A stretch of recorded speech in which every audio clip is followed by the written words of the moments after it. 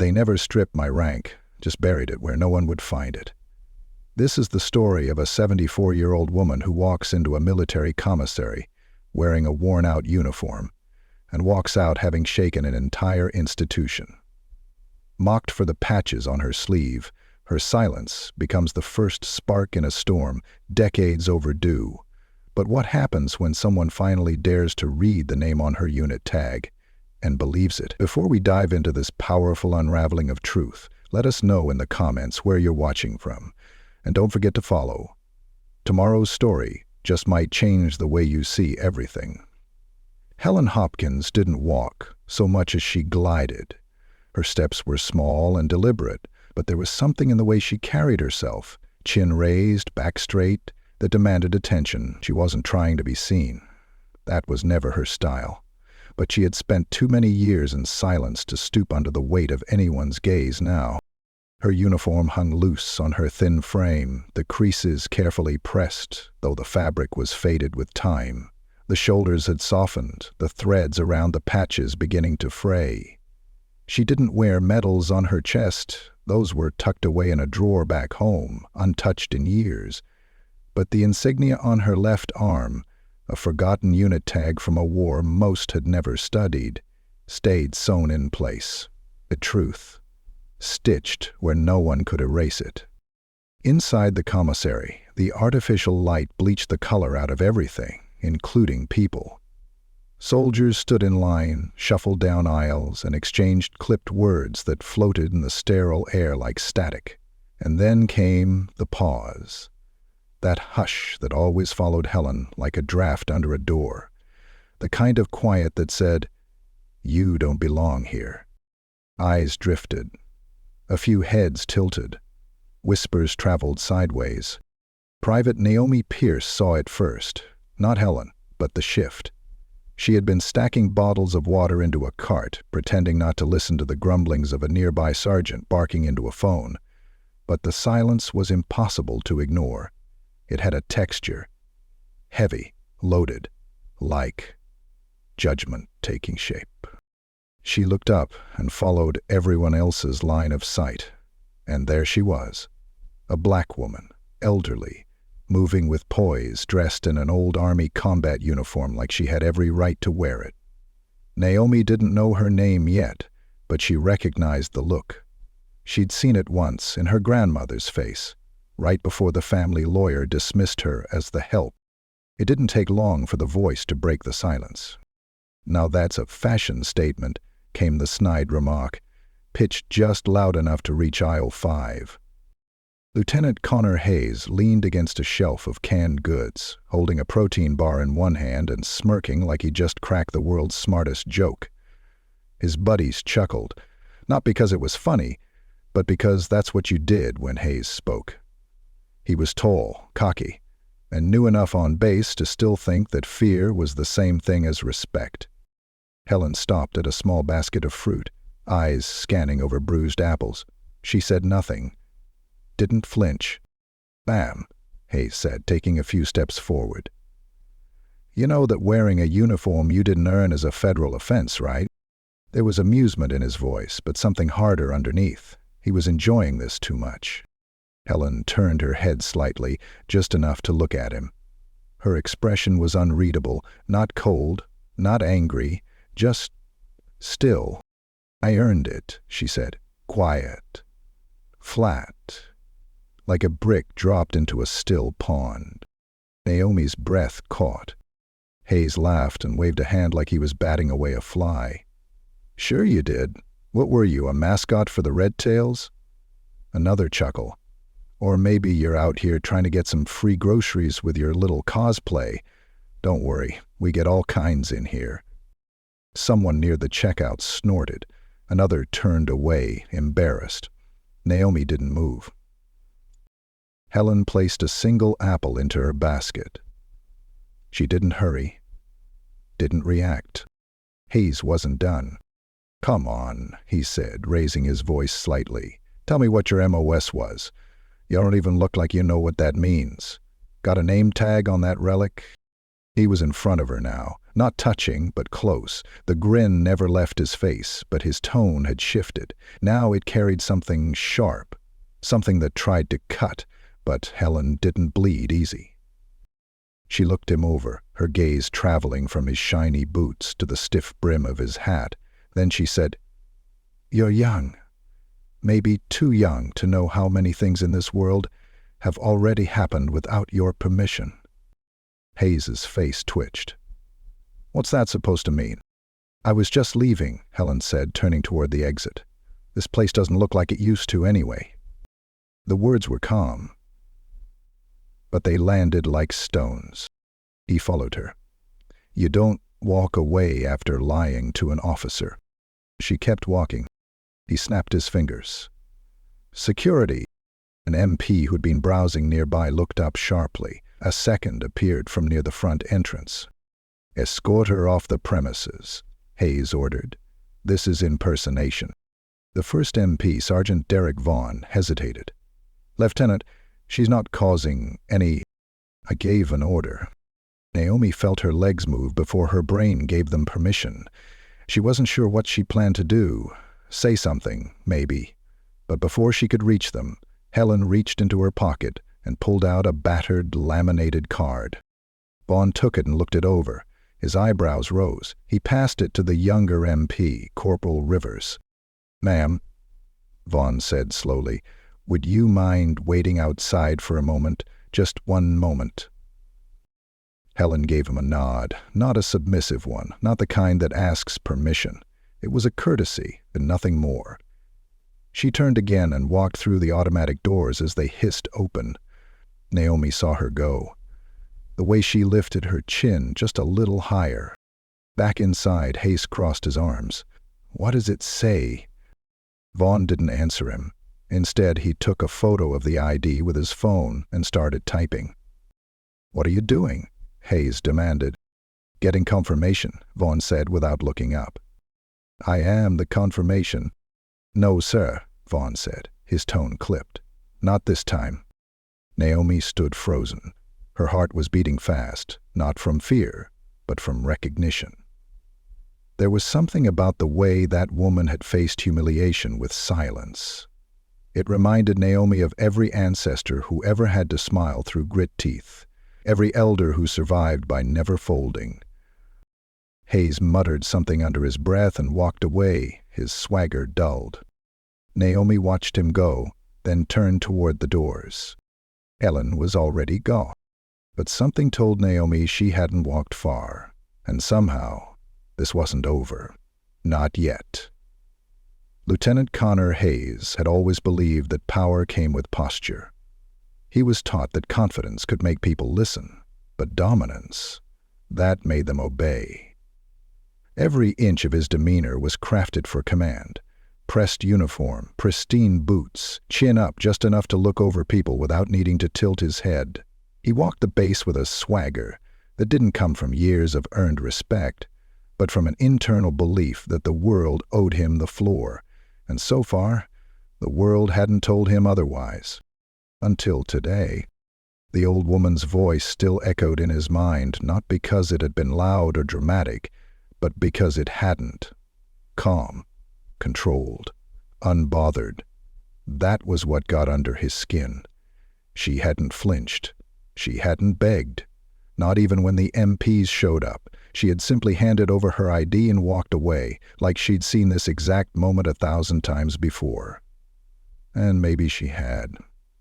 But that didn't sit right with Hayes, because in his world people reacted when he pushed them. Back in his office, he threw his cap onto the desk and leaned forward, knuckles pressed against the edge. He stared at the file folders stacked neatly in the tray marked Reviewed, and felt the first real sting of something close to doubt. Not guilt. He wasn't the type to feel that, but confusion maybe, annoyance. There was a crack in the mirror of control he liked to hold in front of himself. Knock interrupted his thoughts. "Enter," he snapped, straightening. Private Monroe stepped in, holding a sealed envelope. "Sir, message from General Whitmore's office. She wants a sit rep on the ID check you initiated this afternoon. Said to prioritize it." Hayes narrowed his eyes. She wants a what? She asked for a written summary, sir. Said it was time-sensitive. He waved Monroe out without another word and sat back in his chair. General Whitmore didn't micromanage, not unless something had caught her eye. His mind flashed back to the woman's unit patch. Faded, unfamiliar. Probably from some decommissioned battalion. Still, it must have meant something to someone. He pulled up his terminal and started typing the report, keeping it simple and full of buzzwords. Possible impersonation, uniform regulation breach, security escorted, elderly civilian declined to provide full background, awaiting verification. It sounded clean, professional, like he had followed protocol. Because he had, right? Hayes minimized the window and leaned back again. The image of Helen Hopkins, though he didn't yet know her name, lingered in his mind like a splinter. He didn't like the way she had made him feel small without raising her voice.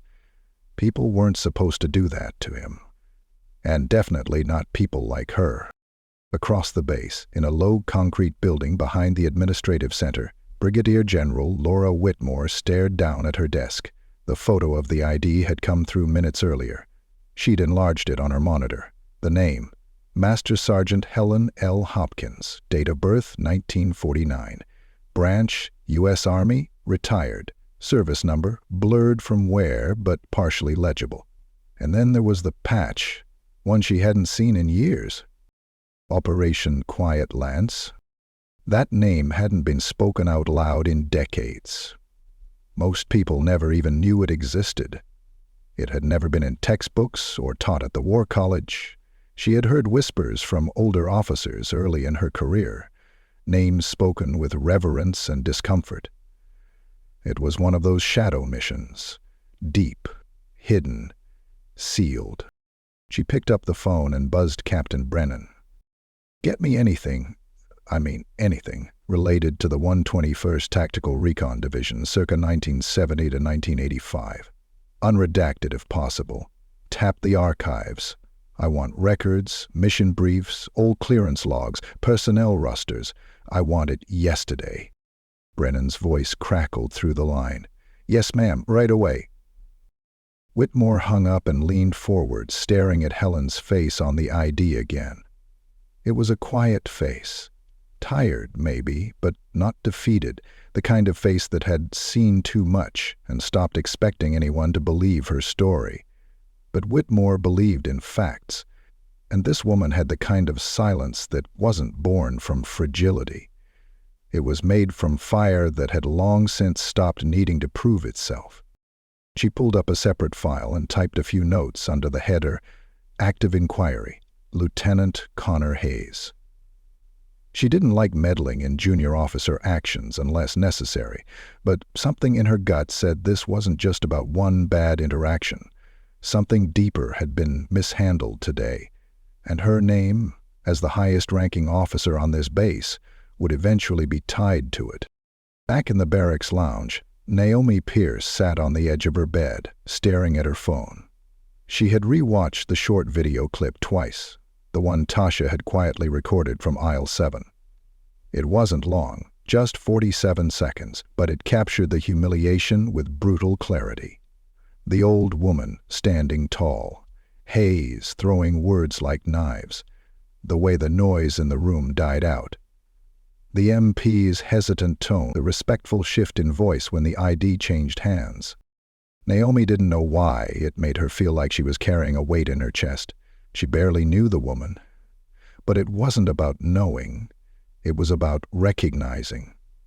That tight, buried anger that told you even when you followed every rule, some people still saw a mask they assumed you were wearing. Tasha looked up from her bunk. You gonna send that to someone? Naomi hesitated. I don't know yet. He didn't even ask for help. I don't think she needed help. Tasha nodded, thoughtful. That's what scares me. Naomi looked back at the phone and pressed save. Lieutenant Hayes, meanwhile, had returned to the commissary. He walked the aisles with forced normalcy, stopping at the protein bar section again. A few enlisted soldiers gave him wide berth. One or two gave nods, but none lingered. He caught his reflection in the freezer glass, clean, sharp, polished. But it wasn't the same anymore. He saw something else in that reflection now. Something he didn't like. Something the woman had left behind without even looking back. And somewhere, in a quiet corner of the base, Helen Hopkins sat in her car outside the chapel, the keys in the ignition but the engine off. She hadn't driven home yet. She didn't want to sit alone with the TV murmuring and the kettle whistling in an empty kitchen. She had come here instead, where the stained glass windows bled color into the grass outside. She didn't cry. She hadn't in years. But her hands rested on the steering wheel with a grip that trembled. Not from weakness, but from memory. She had survived things men twice her size couldn't name out loud. She had worn that uniform in jungles, deserts, and rooms where her voice had been an unwelcome guest. She had earned every thread. And yet, here she was again, still being asked to prove it. She closed her eyes. Not to sleep, just to steady the room. Tomorrow would come.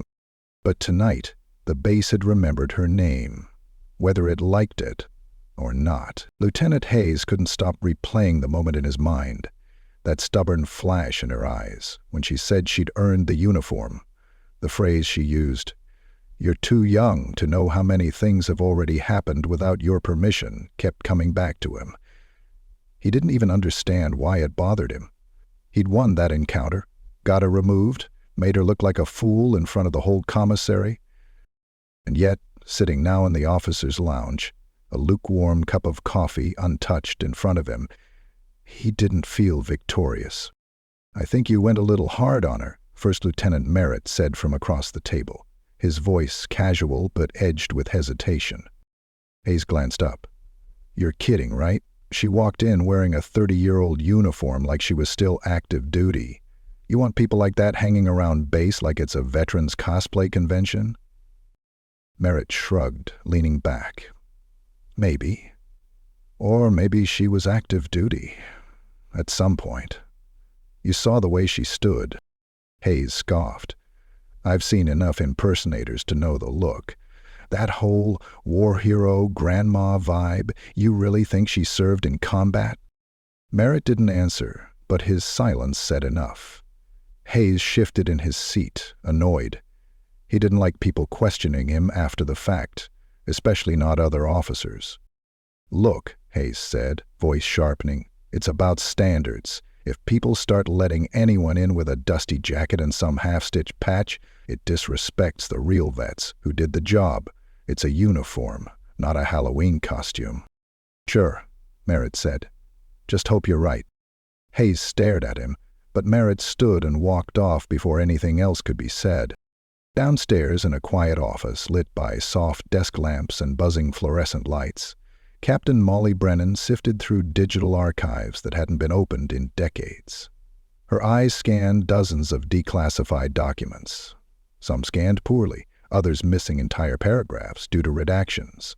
Her fingers danced across the keyboard, pulling references from deep within the military's historical filing system. She paused at a name. Hopkins, Helen L. There were only 4 entries. 2 were award nominations, both rejected without explanation. One was a field report signed by a long-retired colonel, and the last was an internal memo with a "Do Not Pursue" stamp burned across the top.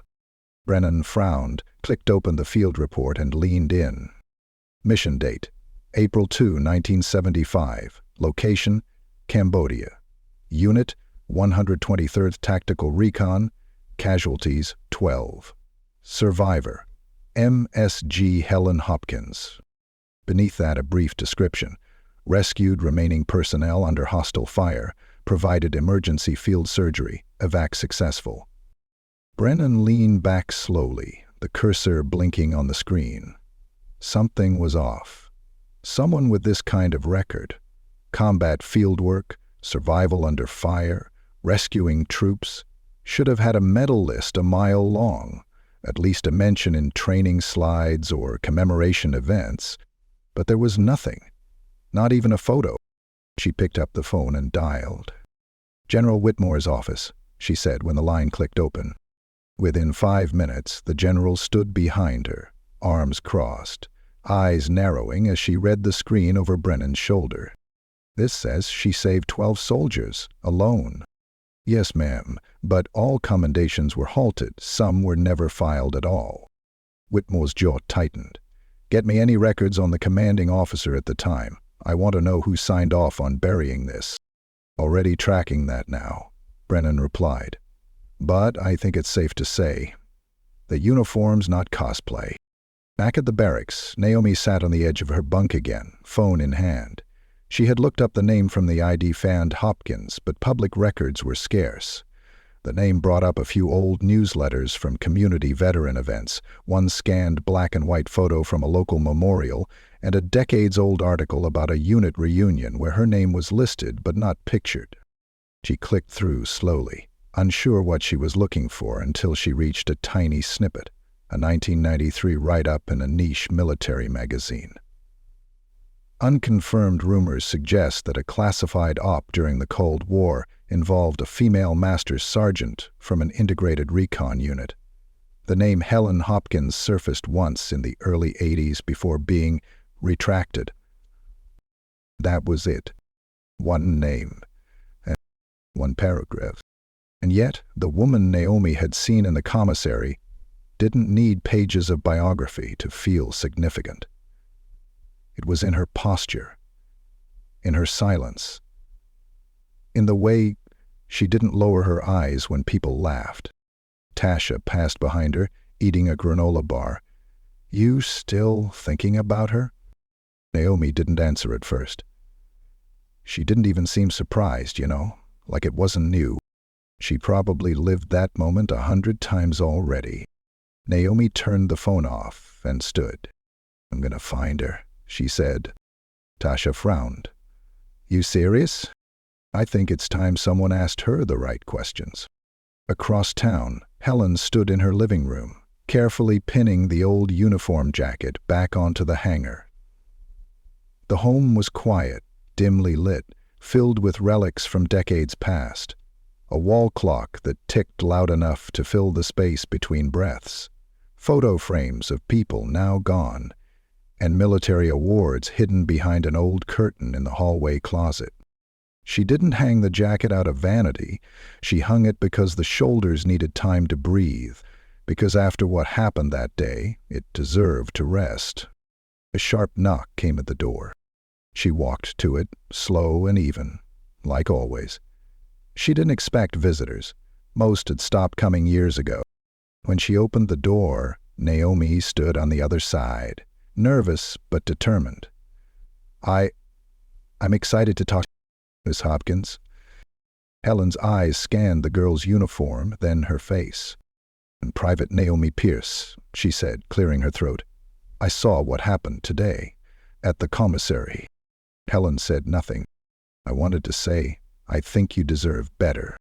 Still, Helen didn't speak, though her eyes narrowed, not in judgment, but in something closer to recognition. "I also think you've got a story no one ever asked you to tell." The silence stretched. Then Helen moved aside, gently. "Come in," she said. Naomi stepped inside, and the door closed behind her with a soft click. Out there, people were still laughing at a uniform they didn't understand. But inside this quiet space, history was about to open its mouth. Naomi didn't know what she expected when she crossed the threshold into Helen Hopkins' home. Maybe more photos. Maybe medals displayed behind glass walls covered in proof that would shut every doubter up in a heartbeat. But the living room was quiet, sparse, and dignified in its simplicity. Nothing screamed for attention. A shelf of worn books stood next to a large, leather-bound Bible. A single wooden cross hung above an old clock whose slow, deliberate ticking seemed louder than it should have been. Helen moved without hurry, like someone who had trained her body to never waste a step. She didn't ask if Naomi wanted anything to drink. She didn't sit down. She just walked toward a cabinet tucked into a corner, opened it, and gently pulled out a slim metal box, the kind that once held ammunition but now rattled softly with paper and time. Naomi stood awkwardly, her hands tucked behind her back like she was in formation. She wasn't sure if she was supposed to speak or stay quiet, so she just watched. Helen placed the box on the small coffee table and opened it with the same care one might use to lift a flag from a casket. Inside were folded documents, photos curled at the corners, yellowed envelopes. No medals, no fanfare, just the kind of evidence no one believed, unless it was placed under their nose. Helen didn't speak for a long while. She pulled out a photo, black and white, grainy, a group of soldiers in combat gear. Dust clung to their boots. Helen stood at the center, helmet crooked, her face younger but already hardened. "They always looked past me," she said quietly. "Even back then. Even when I outranked them." Naomi moved closer, bending over slightly to see the photo better. Was that Cambodia? Helen nodded once. 1975 April. Most of them didn't make it out. 2 did, but not all of them walked. Some had to be carried. Some left pieces of themselves behind. Her voice was so steady it made Naomi uncomfortable. It wasn't numb. It wasn't bitter. It was the kind of calm that came from having had too many years to make peace with injustice and still knowing that peace doesn't mean forgetting. "I saw the patch on your shoulder," Naomi said, her voice softer now. "I didn't recognize it." "You weren't supposed to," Helen replied. She took out another document, a faded commendation form, the ink on the signature barely legible. Operation Quiet Lance. Recon extraction, border zone, no aerial support. Orders came from high, but they never put it in the press. Politics got messy. Name got buried with the mission. Naomi picked up the document and studied it. The writing was formal, clipped. But it was there. Confirmation of everything Hayes had marked. "Did you ever ask why they didn't honor it?" she asked. "Asked once," Helen said. "Was told it wasn't the right time for a black woman to be the face of a military victory in a place we were barely supposed to be." They said it quietly, but they said it. Naomi felt her stomach tighten. She sat down on the edge of the chair opposite the coffee table. "That lieutenant today, Hayes, he didn't know any of this." "He didn't need to," Helen replied. "He decided before I opened my mouth. Men like him always do." There was no venom in her tone, just tired truth. Naomi shifted, guilt creeping under her skin. "I should have said something. Back there." Helen looked at her, and for the first time there was the faintest curve at the corner of her lips. Not quite a smile, something smaller, deeper. "You watched," she said. "That matters more than you think. You saw the whole thing. They'll say it didn't happen that way. They always do, but you know." Naomi hesitated. "I also recorded it." Helen raised an eyebrow but didn't look surprised. "That's dangerous." "I know," Naomi said, "but so is letting it go." The two sat in silence for a moment, the kind that wasn't empty but full, like the room was catching its breath after years of holding it in. Naomi looked around again, and this time she noticed a small frame leaning against the wall near the TV. It wasn't hung up, just resting. The photo inside was of a younger Helen, standing with a group of women in uniform, some black, some white, all in a line, no medals, just grit in their eyes. "They ever talk about it?" Naomi asked, nodding toward the photo. Helen shook her head. "Most of them are gone now. The ones who made it out, we kept in touch for a while, but life gets heavy. People stop calling. You start wondering if maybe it's better not to remember." Naomi glanced at her phone, debating something. "General Whitmore saw your ID," she said after a beat. "Word's getting around." Helen leaned back slightly. "That woman's still around, huh? I remember her from command briefings. Smart, quiet. Too good to last long in that system." Naomi's eyes widened. You knew her? Met her once. She was young, green, but sharper than most of the men twice her age. She was the kind who watched more than she spoke. Probably still is. Naomi nodded. She's looking into your file. The real one. Helen exhaled, slow and long. That file's not going to tell her much. Maybe not, Naomi said, but it'll tell her enough. Helen stood, suddenly seeming taller than before, though she hadn't grown an inch. She walked to the window and looked outside.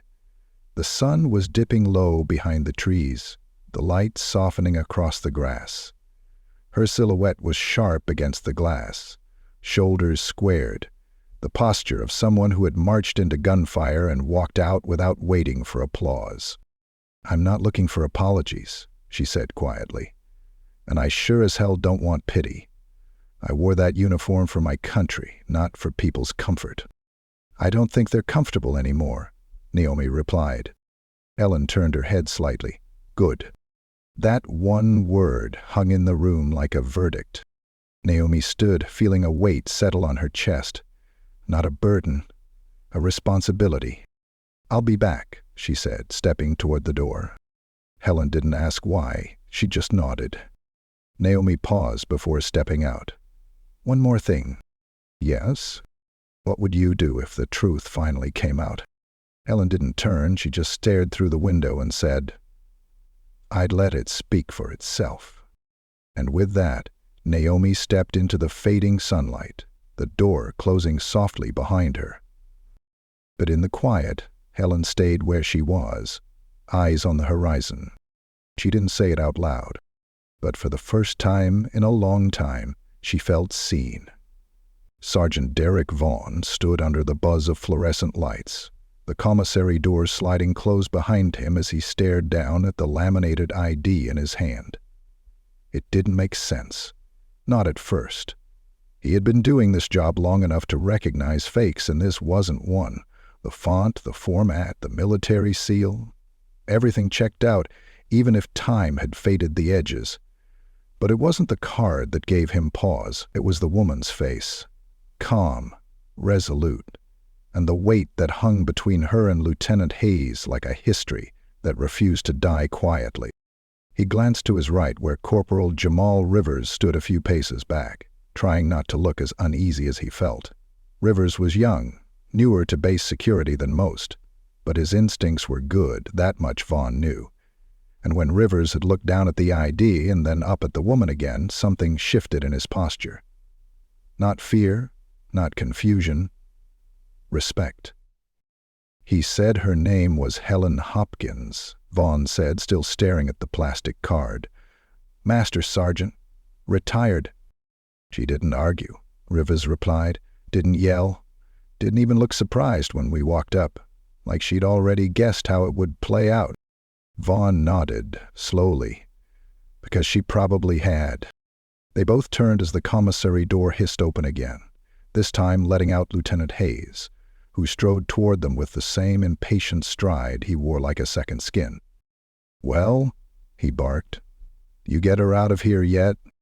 Vaughn didn't flinch, but he also didn't salute. We're verifying the ID, sir. Hayes's eyes narrowed. I told you she was impersonating a soldier. You don't need to verify anything.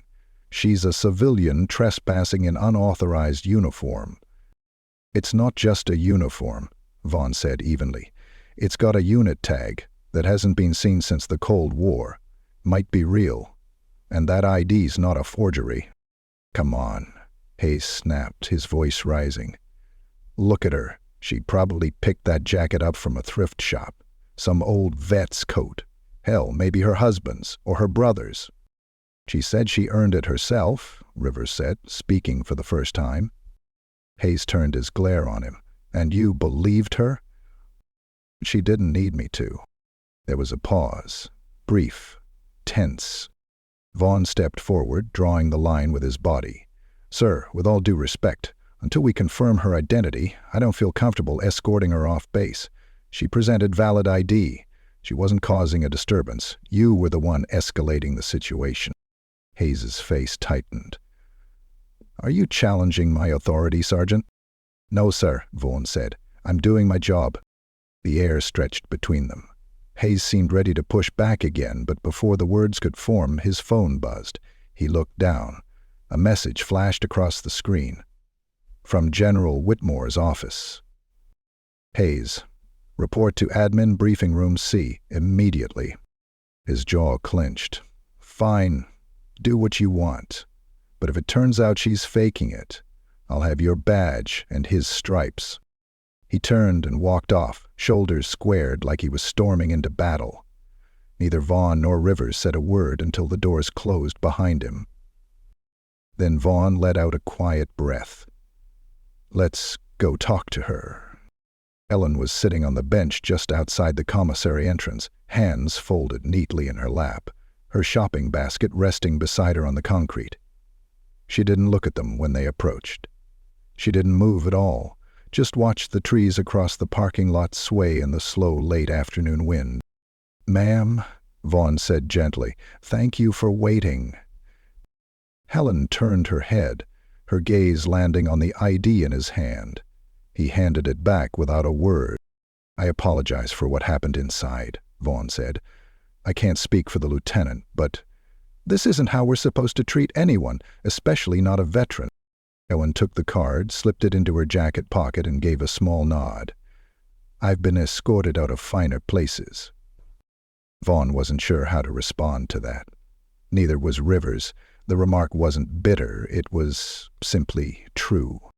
I've called for confirmation through command channels, Vaughan continued. Should have something back within the hour. Until then, you're free to remain here or leave, whichever you prefer.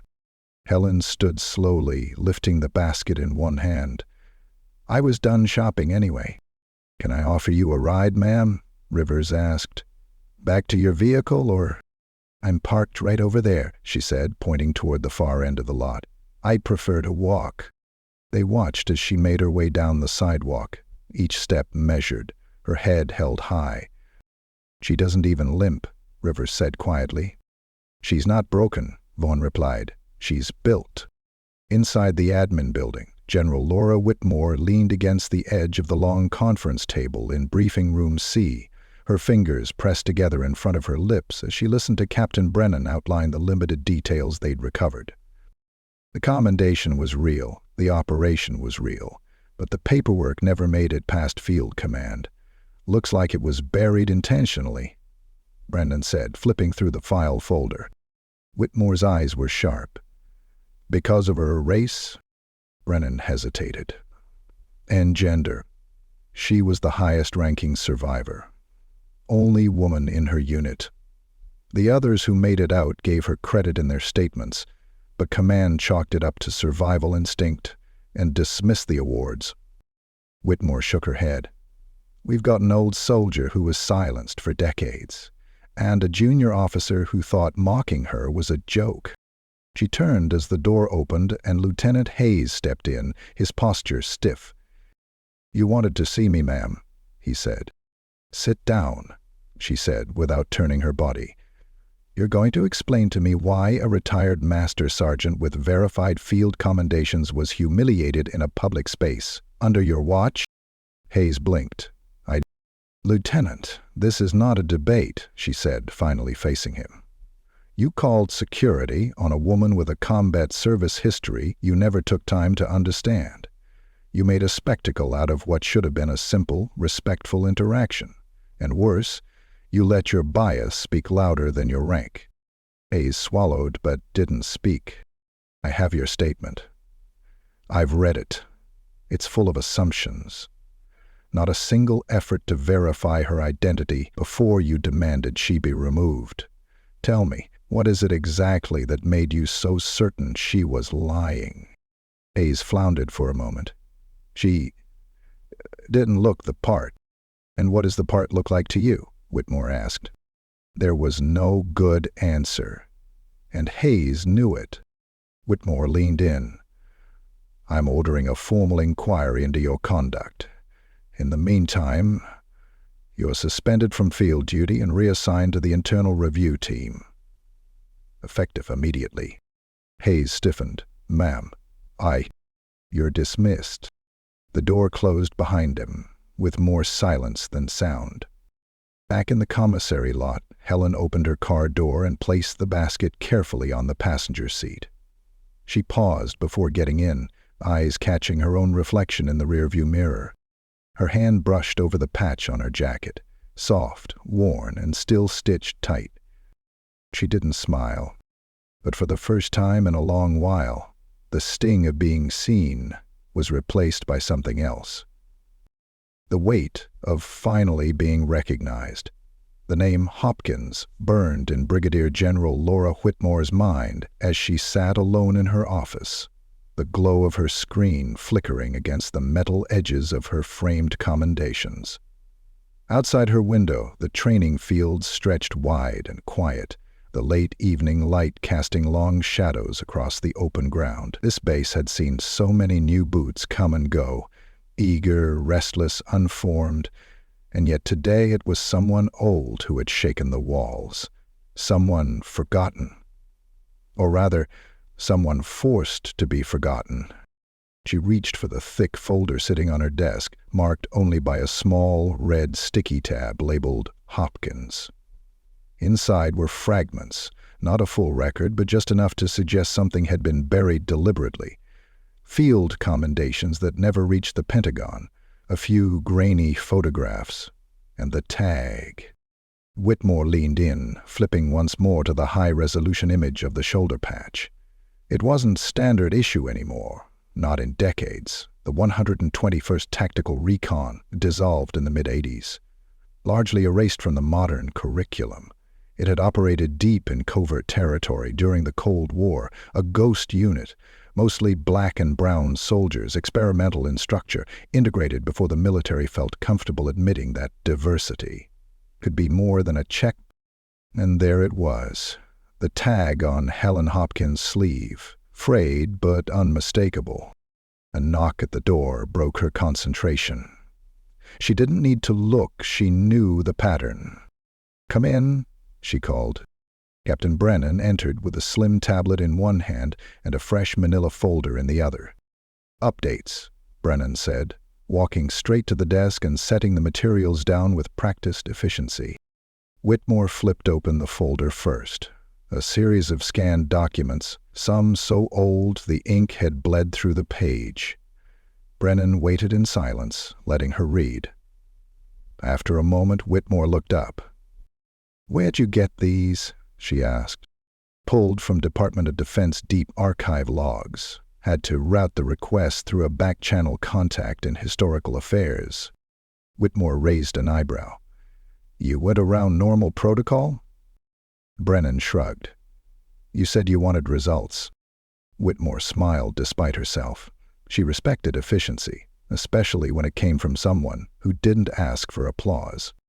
The top sheet was an incident report from April 3, 1975. Language was clipped. Operation Quiet Lance. Hostile contact in rural Cambodian border region. 12 American casualties. 5 fatalities. Extraction successful. Lead. MSG. Helen L. Hopkins. Her name appeared 4 times in the report, each time with a different rank prefix, as though someone kept erasing or altering her file along the way. What stood out most, however, was the note at the bottom of the page. Recommended for Distinguished Service Cross. Citation withheld, pending further review. Whitmore closed the folder and looked at Brennan. "This woman was a war hero," she said. "She still is. Why wasn't any of this followed through?" Brennan shifted.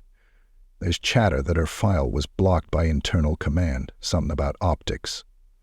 A female black senior NCO leading an operation that ended up on the wrong side of a border conflict. Too many moving parts. Someone decided it was easier to let it fade." Whitmore sat back, the weight of that truth pressing into her spine. It wasn't new. She had seen it before. Names erased, contributions minimized. But rarely did she get the chance to look the person in the eye after they'd been forgotten. "I want a full review of her service file," she said. "Cross-reference it with all post-op reports from Quiet Lance. and dig into the chain of command above her. I want names." "Yes, ma'am," Brennan said, already typing on the tablet. Whitmore stood and crossed the room to the window. The sun had finally dipped below the tree line, and the first stars were flickering into place. "He didn't flinch," she said, aloud. "Ma'am?" "At the commissary," Whitmore said. "From what I've heard, the footage, the witnesses." She stood still while a junior officer mocked her. She didn't argue. She didn't defend herself. She let him speak. "You know how hard that is?" Brennan didn't answer. She didn't need to. Whitmore turned. "You know why she didn't fight back?" "Because she'd already done it before." Whitmore nodded. "Then let's make sure the record knows it." The next morning, Naomi arrived early to her unit's morning briefing. She couldn't sleep the night before, not after the visit. Helen's voice still echoed in her ears, calm and measured. The words didn't beg for sympathy. They didn't need to. They carried the kind of weight that only comes from someone who's been forced to swallow injustice and learn how to stand taller because of it. As the briefing concluded and the squad dispersed, Naomi approached Sergeant Vaughn near the door. "Sir, have you heard anything about the ID check from yesterday?" she asked. Vaughn gave her a look. "You mean Master Sergeant Hopkins?" Naomi blinked. "You're saying it's confirmed?" "More than confirmed. I got the notification this morning. They reopened her file." Naomi felt her pulse pick up. "Are they doing anything about it?" Vaughn nodded. "General Whitmore's office has issued a formal investigation into past awards and command oversight. They're digging through records to make sure she gets what was denied." Naomi exhaled. She hadn't realized she was holding her breath. Vaughn watched her for a moment. "You know, you did the right thing, going to see her." "I just listened," Naomi said. "Sometimes," Vaughn said, "that's all someone's needed for a very long time." Across town, Helen sat at her kitchen table, sipping black coffee from an old ceramic mug with a faded army crest on the side.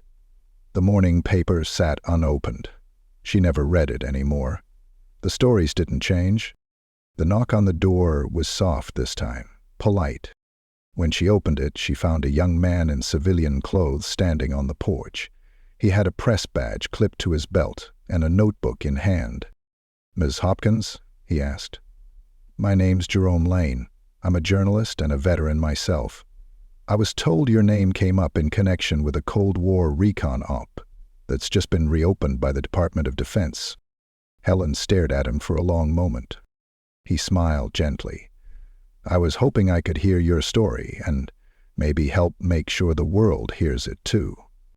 She didn't answer right away, just stepped back and held the door open. Jerome entered. Sometimes the name on a tag doesn't need to be shouted. It just needs someone to finally read it out loud. Jerome Lane's voice was quiet, not out of nervousness, but out of practiced respect. He sat across from Helen Hopkins at the same kitchen table where she'd eaten most of her meals alone for the last 20 years. A small recorder rested between them.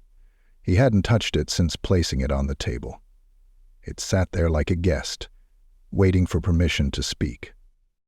"I'm not here to tell your story for you," he said. "I just want to listen.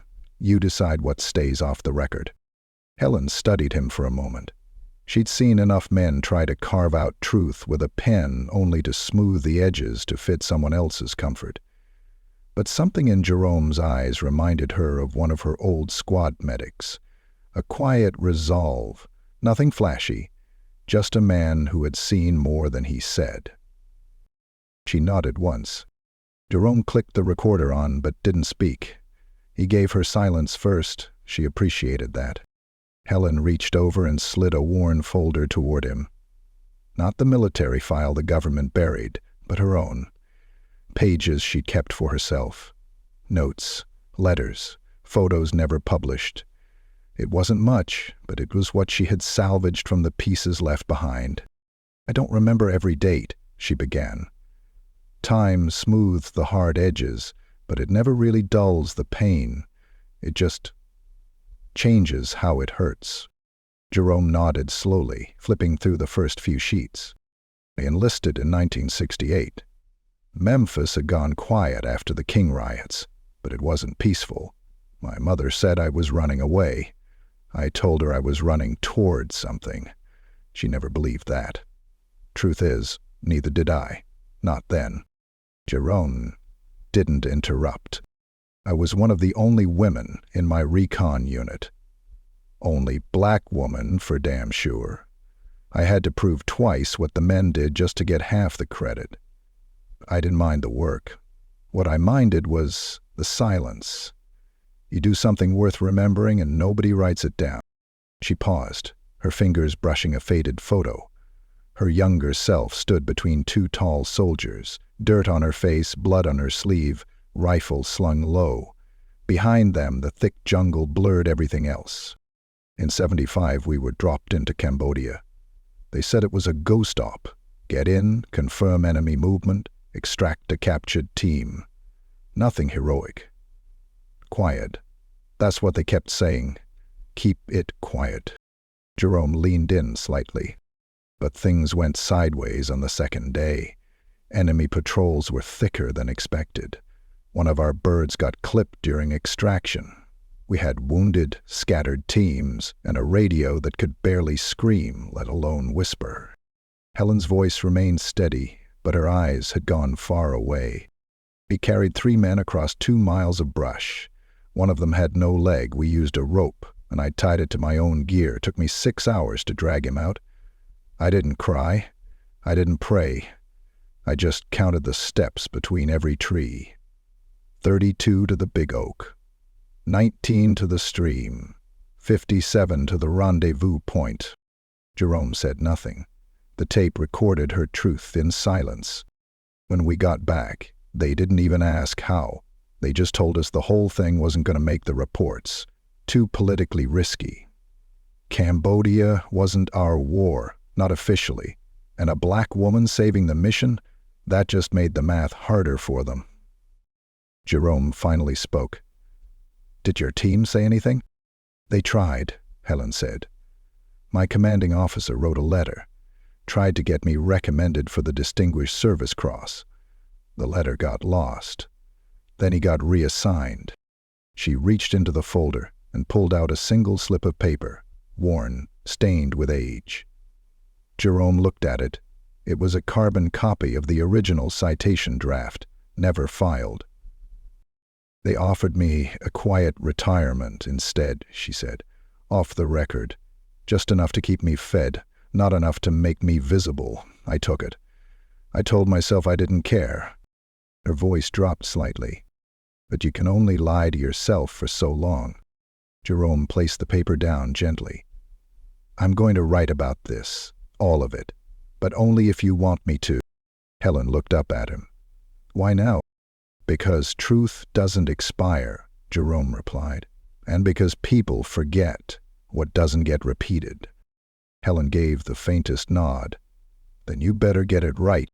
Outside, a soft wind stirred the trees.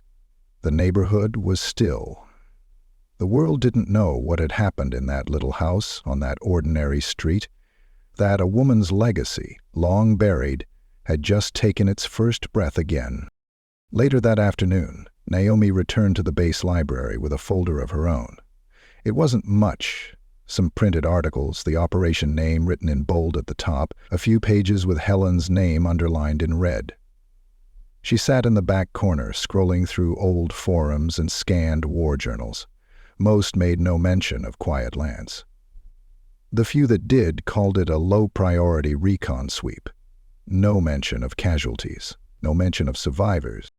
But then, on an obscure military discussion board, buried under a thread titled Ops They Never Taught You, she found it. A username, Boone75, had left a comment 4 years ago. I served under Emerson Hopkins. If you think Quiet Lance was uneventful, you weren't there. She saved our asses. Command buried her name because she made them uncomfortable. But I'll never forget her. Not ever. Naomi's heart skipped. She clicked the profile. It was mostly inactive. A few posts, a few replies, but there was a signature at the bottom. Wallace Boone Rhett, SGT. She scribbled the name down fast, grabbed her phone and ran to the admin office. When she reached the desk, the clerk looked up, startled. "I need to request contact for a retired soldier," Naomi said, breathless. "It's important." The clerk frowned. "Who authorized this?" Amy swallowed. "General Whitmore." It wasn't a lie. Minutes later, she had an address in hand.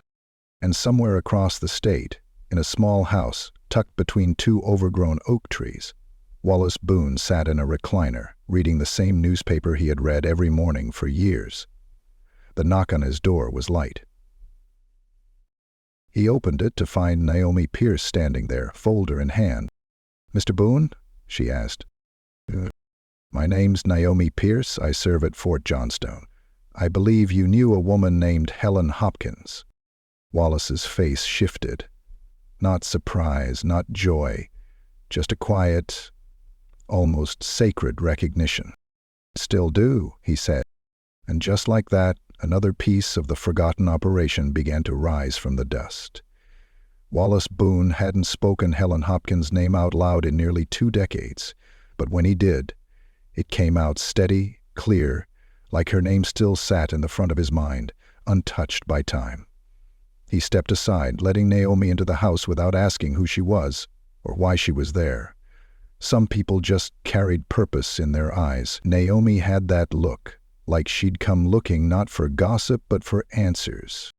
His house was modest, worn around the edges. The carpet bore the weight of years. The walls were decorated with quiet pride.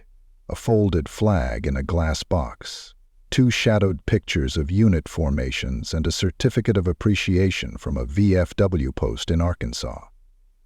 Naomi stepped carefully around a pile of magazines near the couch as Boone settled into his recliner.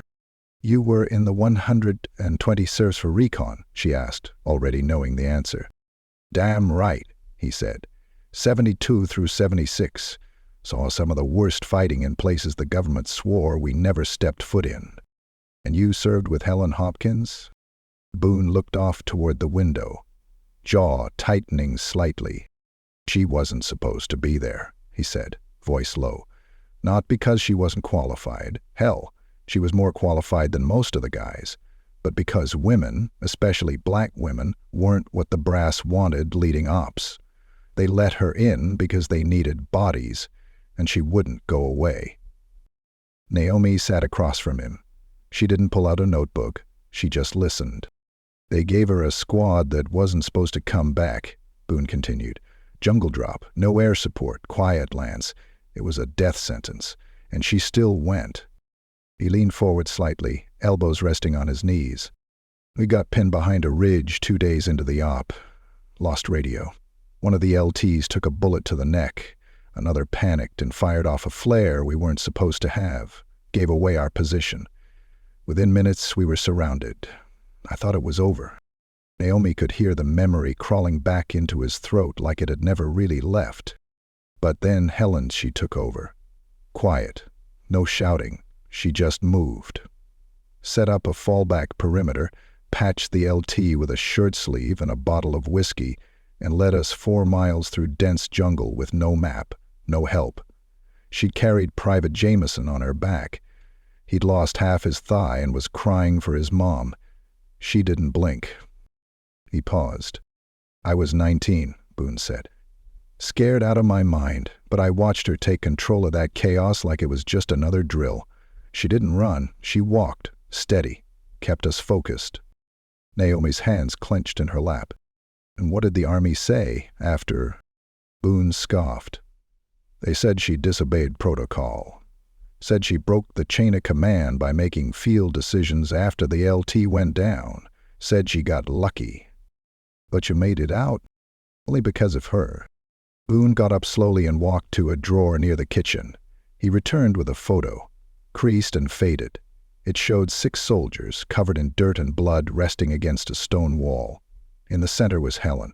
Her eyes were half shut, and one arm was holding a tourniquet in place around a man's thigh. Boone was there too, looking barely alive. "That picture never made it past local printing," he said.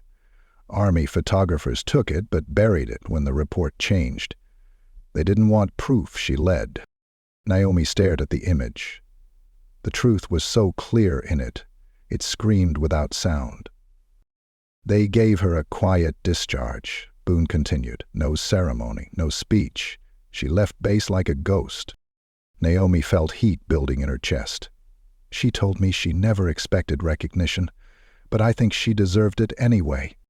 Boone nodded. "We all did, but especially her. She was the spine in that unit. Some of us came back broken. She came back erased." Naomi leaned forward. "Will you tell your story again, in front of the general?" Boone hesitated. "I'm asking," Naomi said, "because you're one of the last ones who knows what really happened." His eyes softened. "She still fighting?" "No," Naomi said, "but people are starting to fight for her." Boone chuckled softly. "Took him long enough." He stood again and disappeared down the hall. When he returned, he held a box. Inside were old field logs, maps, 2 letters with faded ink, and a small bronze star. Unmarked. "They said the paperwork got lost," Boone said, "so I kept what I could. In case someone ever came knocking." Naomi stood, heart pounding. "Someone is." She left his house an hour later with a copy of the photo, his statement recorded on her phone, and a promise from Boone to come to the base if summoned. When Naomi returned to Fort Johnstone, the sun was just beginning to set. She walked straight to the admin building and delivered everything to Captain Brennan's desk. The photo, the names, the audio clip. Brennan scanned the photo and said, "This changes everything." "I hope so," Naomi said. That night, General Whitmore opened her email and found the file Brennan had flagged, U. Argent. Attached was the photo. She stared at it for a long time. 6 soldiers, 1 woman holding them together. The email subject line read, "They were never ghosts. We just stopped looking for them." She picked up the phone and dialed the public affairs office. "I want a press release drafted," she said. "We're opening a formal commendation case for Master Sergeant Helen L. Hopkins, and I want it public." "Yes, ma'am." "Oh," she added. "And find out what award she was denied. I want her name on the wall before the next sunrise." Across town, Helen sat alone at her table, unaware that the photo had already gone viral, that Boone's voice had joined hers again, that the ghosts of Quiet Lance were stepping out of the dark. She sipped her tea in silence, still not waiting for recognition. But this time, it was coming anyway. By sunrise, the photo had reached places Helen Hopkins never imagined it would go. It wasn't posted by a general. It wasn't broadcast by the military. It started with Naomi. One quiet upload. A tweet that read, "They called her a fraud. She saved lives they forgot to count. Her name is Master Sergeant Helen L. Hopkins. This is her story." It took 5 minutes to get the first share. It took 30 to go viral. By the time Helen finished her tea that morning, over 2 million people had seen the photo. Some scrolled past. Some clicked the link to the short audio file of Wallace Boone. Some just stared. Not at the soldiers, but at the woman in the middle, one arm holding a wound closed while the other clutched a rifle. Her face was dirt-streaked and exhausted, but her eyes told the whole truth. Helen didn't own a smartphone. She wasn't on social media. She didn't know that her name was trending, that journalists were scrambling to rewrite 20 years of silence, or that young black women in uniform had begun posting photos with her name written on their hands in marker. She only knew what her front porch felt like in the morning. What it felt like to stand with her cup of tea and listen to the wind, instead of people. But on this morning, something was different. Cars slowed when they passed her house. A few honked softly, not out of rudeness, but something closer to reverence. 2 strangers placed flowers by her mailbox and left without knocking.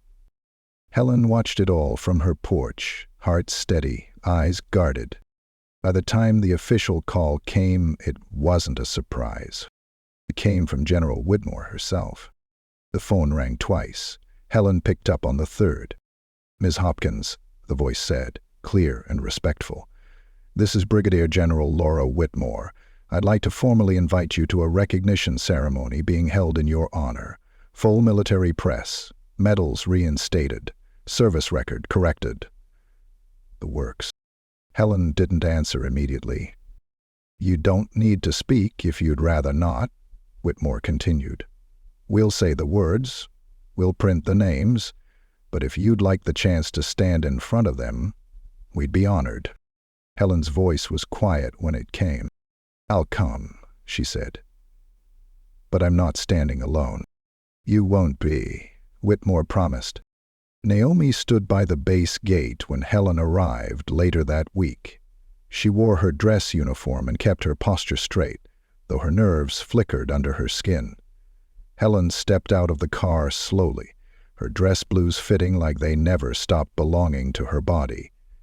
They were the same ones she'd been mocked in, the same ones Hayes had laughed at, only now they had been cleaned, pressed, and her service tag was freshly stitched by hand. Naomi stepped forward and saluted her. Helen gave a slow nod. "You showed up." "You started it," Naomi said. Inside the ceremony hall there were more people than Helen expected, rows of soldiers, young, old, retired. Reporters stood behind velvet ropes. A small band from the 5th Infantry Division played soft instrumental music, but even that quieted when she entered. The elevator entered. At the front stood General Whitmore, flanked by Captain Brennan and Sergeant Vaughn. Beside them, standing a step behind, was Wallace Boone. He wore a blazer, the same one he'd worn to his grandson's wedding. Pinned to his chest were the medals the government once forgot he'd earned. When Helen walked down the aisle, the room rose. No command, no music cue. They just stood. The applause started slow, a few claps, then more, then all. Helen kept walking. Not fast, not smiling, just present. When she reached the stage, Whitmore stepped forward. "There are moments when history needs to apologize," she said into the microphone. "And there are moments when it must instead listen." She turned toward Helen. "This uniform doesn't come from a thrift store. These patches aren't decorative. They're woven from real sacrifice, real blood, and real service. Today, we recognize Master Sergeant Helen L. Hopkins for her heroism during Operation Quiet Lance, a mission whose silence should never have extended to its heroes." She turned to Brennan, who handed over a velvet box. Whitmore opened it. Inside rested the Distinguished Service Cross, the medal that had once been denied. Whitmore lifted it, and for a moment, the whole room held its breath. "Master Sergeant Hopkins," she said, voice steady, "on behalf of the Department of Defense, I present to you the recognition you earned but were never granted. Your leadership saved lives. Your silence for decades was not consent, it was stolen voice." Helen stepped forward. She didn't bow her head. She didn't cry. She stood still as the medal was placed on her chest. Then she spoke, the microphone barely catching her voice. "I didn't come back for medals," she said. "I came back so that those boys didn't die alone. I stayed quiet because noise didn't make room for women like me. But I'm not quiet now because I want revenge. I'm here because I was never alone, and now the world knows that." Silence. Then the room erupted again. This time, not just applause. Tears.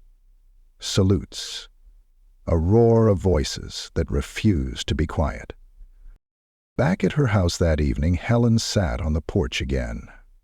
The medal lay on the kitchen table, still untouched.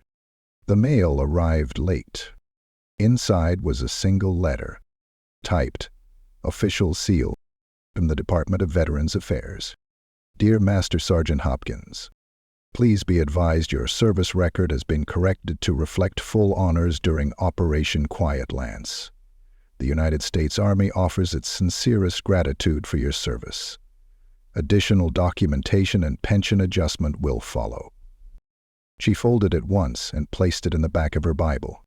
No fanfare, no dance, just truth, finally acknowledged. And as the sun dipped low over her street, the air still warm and quiet, Helen Hopkins smiled. Not because she had been validated, but because someone, somewhere, would never again ask if she had really earned her place. The photos spoke, and this time the world listened. The week following the ceremony moved like a current Helen hadn't prepared for. She'd spent most of her life slipping between cracks, deliberately quiet, invisible to anyone who wasn't already looking for her. But now the phone wouldn't stop ringing. Some calls came from news outlets, others from strangers, young women in uniform who had read about her online, who called her ma'am and asked for nothing but the chance to say, "Thank you." "Ma'am." Helen let most of it go to voicemail. She wasn't trying to become a symbol. She just wanted people to stop pretending she never existed. One morning, the knock came before sunrise. Not loud, not urgent, just steady. She opened the door to find Naomi again, same uniform, same quiet eyes, but something in her expression had shifted. "There's someone here who asked to meet you," she said. Helen's brow lifted. "Another camera?" Naomi shook her head. "No, ma'am. Not press. Not politics." She stepped aside, and there, standing just behind her, was a boy. Maybe 10, maybe 11. He wore a stiff little ROTC jacket 2 sizes too big and clutched a folded piece of paper in his hands. Naomi introduced him. "This is Malik. He's part of the youth leadership group on base. They've been learning about forgotten veterans." Helen looked down at the boy, who met her eyes without fear. He stepped forward and held out the paper, unfolded now. It was a pencil sketch, crude but unmistakable. Helen in her uniform, standing in front of a jungle, arms outstretched, shielding 4 shadowy figures behind her. "You want to pick one out? Which one?" The boy didn't say much. "I drew it for you," he said. Helen blinked, took the paper gently, as if it might tear from being seen. "You got the patch right," she said, softly, pointing at the sleeve in the drawing. "I watched the video like 10 times, Malik said. "Didn't think anybody would ever watch it once." Malik shifted his weight, suddenly bashful. Can I ask something?" Helen nodded. "Were you scared?" The question landed hard. She didn't answer right away. Then, with a slow inhale, she crouched down to his height. "Yes," she said. "Every minute. But I did it anyway." Malik nodded, like he already knew that part and just needed to hear her confirm it. Helen stood, placed a hand on his shoulder, and smiled. "You did good, soldier." He grinned, saluted, then darted off the porch. Naomi stayed behind. "He said he wants to be like you," she said. Helen folded the sketch carefully. "Tell him to aim higher. The world's lighter now than when I carried it." Naomi stepped forward. "You know, this whole base is different since you walked in." Helen raised an eyebrow. "Don't give me too much credit. They were ready to forget me until I became inconvenient." "That's the point," Naomi replied. "You became inconvenient." They both stood quietly for a moment. Then Helen asked, "How's Hayes?" Naomi sighed. "Mandatory diversity retraining. Desk job. Not much else." Helen chuckled once. "Let him sit with it." "You could file a complaint," Naomi said gently. Helen shook her head. "What would that fix?" "I'm not trying to ruin anybody. I just wanted them to see me. Now they have." That afternoon, Helen received a formal letter in the mail. Heavy stock paper, gold Army seal in the top corner. It was an invitation. The Department of Defense planned to add her name to the National Memorial for Cold War Operations, an event in D.C. full-dress uniform required. She stared at the envelope for a long time before finally calling Whitmore. "You know I don't like stages," she said when the general picked up. "You won't be on one," Whitmore replied. "We're placing your name in stone. All you have to do is stand beside it." Helen thought for a moment. "And if I say no? Then the stone still gets carved. But I'd rather you be there when it happens." A week later, Helen stood beneath a gray sky in the center of the Capitol, surrounded by marble and silence. The memorial was clean and newly polished. A crowd had gathered, small but sincere. Family members, veterans, survivors of units long disbanded. There were no cameras, just people. Her name had been etched alongside others like it. Names erased by time and bureaucracy, now permanent in granite. Naomi stood beside her, dressed sharp, holding an umbrella over them both. Wallace Boone was there too, leaning on a cane, nodding slowly at the name he never thought he'd see written in stone. And Helen? She didn't cry, but her eyes traced the lines of her name with a reverence deeper than pride. "I never asked for this," she whispered. "You didn't have to," Naomi said. "You earned it." A young girl walked up, maybe high school age, with braids and trembling hands. She didn't say anything. She just placed a single flower beneath Helen's name and walked away. "Was she one of yours?" Helen asked. "No," Naomi said. "She's one of yours." Later, in a quiet restaurant tucked away from the tourist crowds, Helen sat with Boone and Naomi and two other veterans who'd found their way there after the ceremony. None of them talked about war. They talked about food, about jazz, about how the younger soldiers didn't shine their boots right anymore. It was laughter that filled the room, not grief. And Helen? For the first time in a long time, she didn't feel like the last one left. That night, as the sky over D.C. grew dark, Helen walked alone back to her hotel. The city lights shimmered off wet pavement. She paused on a bridge and looked out across the river, one hand resting on the medal pinned to her chest. She didn't need anyone to tell her she'd done enough. She already knew. But now the world did too. The rain began sometime after midnight, soft and rhythmic, tapping against Helen's hotel window like a memory too patient to knock.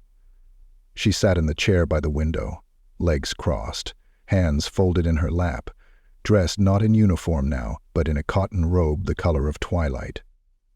On the table beside her sat the black velvet case. Open. The Distinguished Service Cross gleamed in the soft yellow glow of the bedside lamp. It didn't hum with pride or scream with importance. It simply sat there, finally where it was always meant to be. She didn't need to wear it to feel its weight. That weight had always been there, since the day she pulled 3 bleeding men out of the jungle with nothing but a map in her head and fire in her bones. The city was quiet below. Washington, D.C. at 2 a.m. didn't roar like other cities. It whispered. It carried secrets. It bore ghosts. And tonight, for once, those ghosts felt at peace. Helen reached over, closed the metal case gently, and stood. Her joints ached the way they always did, but the ache didn't bother her, not tonight. Tonight, the ache felt earned. The morning came clear and gold. She stepped outside in a navy blue skirt and white blouse, her walking shoes polished, her jacket folded over one arm. A driver waited at the curb. Military, though not in uniform. He opened the door with quiet deference. "Ms. Hopkins," he said with a nod. She returned it with a smaller one. She didn't ask where they were going. She already knew. The car moved slow through the streets, past monuments and traffic and school buses. Somewhere she saw a mural. Her mural. Painted in less than a week by veterans and high school artists. Her face looked younger in it, rifle slung across her back, a medic kit in one hand. The words beside it read, "She never left them behind." She looked away before her eyes could betray her. They arrived at the base where it all began. Fort Johnston. She hadn't set foot past the main gate since the day they made her walk out without a salute. But today the gates opened before the car even slowed. Inside, soldiers lined the main avenue. Not by order, but by will. They stood at attention, all ranks, all colors, all ages. Some saluted, others nodded. Some had tears. None spoke. Helen stepped out of the car with quiet grace. Naomi was waiting at the steps of the hall. In full uniform this time, her chest newly pinned with the silver cross for her role in uncovering the truth. "I was told you're leading the escort," Helen said, smirking. Naomi grinned. "You told me once that sometimes silence matters more than noise." Helen stepped beside her. "Today, we make noise." The hall was filled again. This time not for awards, but for history. The Army had commissioned a permanent display inside the base's museum, the Hopkins Room. Inside were declassified documents from Operation Quiet Lance, scanned journals from Wallace Boone, and at the center, the photo. Framed, large, unmistakable. This time, no one dared crop her out. The curator approached Helen at the entrance. "If you'd like to cut the ribbon..." Helen shook her head. "Naomi should do it." Naomi froze. "Me? You're the reason we're standing in this room." Naomi stepped forward, hands shaking slightly, and snipped the ribbon clean. The doors opened and the room filled with people. Later, Helen stood in front of the photo. She stared at the woman in it like she was meeting her for the first time. The lines on her own face now were deeper, the hair gray, the shoulders softer. But the woman in the photo, covered in blood, dirt, and command, was still her. Boone walked up behind her. "Made it official," he said. "Called me this morning. Said my bronze star's been upgraded. Said I should have gotten a silver all along." Helen chuckled. "That photo really changed things, didn't it?"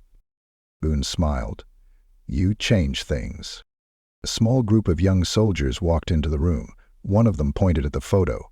"That's her," she whispered to her friend. "That's Master Sergeant Hopkins." Helen turned slowly. The girl stiffened. "Feel you serve?" Helen asked. "Yes, ma'am. Logistics." Helen smiled. "Good. That's what holds everything together." The girl beamed. Helen left the ceremony with more weight in her arms. New commendations, formal apologies, letters from congressmen. But what stayed in her pocket was the sketch Malik had drawn. Folded neatly, corners worn. That meant more than the medals, because the medals were correction. But the drawing, that was honor. That afternoon, Naomi drove her home. They rode in silence for most of the trip, soft music playing on the radio, some soul classic from Helen's youth. Naomi pulled into the driveway, shifted into park, and sat for a second. "You going to rest now?" she asked. Helen looked at her porch, at the chair where she'd watched the world forget, at the mailbox where flowers still showed up, sometimes from strangers, sometimes from old names she hadn't heard in years.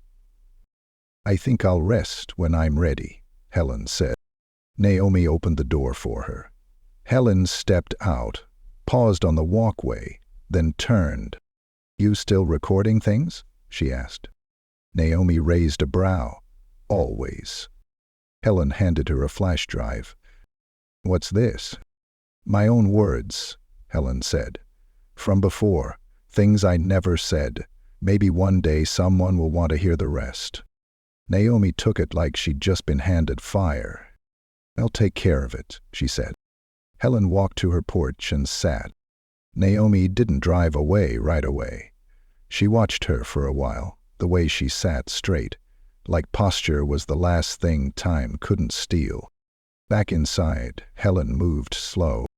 She placed the metal back in its box. She opened her Bible and slipped in a new letter, this one from a school on the East Coast, asking to name a scholarship after her. Yes.